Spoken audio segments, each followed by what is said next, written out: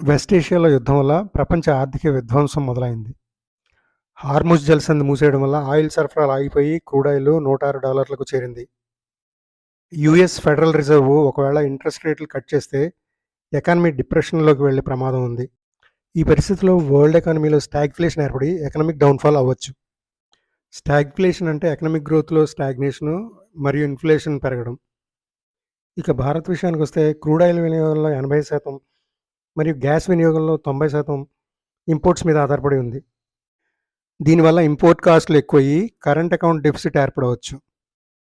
ముంబై లాంటి మహానగరాల్లో 20% హోటళ్లు gas supply లేక మూతపడ్డాయి. Urea, diammonium phosphate, muriate of potash వంటి ఎరువుల కొరత ఏర్పడవచ్చు. ఇండియన్ నేవల్ షిప్స్ ఎస్కార్ట్ ఏర్పాటుతో రష్యా నుంచి ఆయిల్ సప్లైస్ ఇండియాకి చేరుకుంటున్నాయి. యుద్ధ ప్రభావం నుంచి కొంత ఉపశమనం కలగడానికి Bharat green hydrogen, nano urea వంటి మార్గాలను అన్వేషిస్తోంది.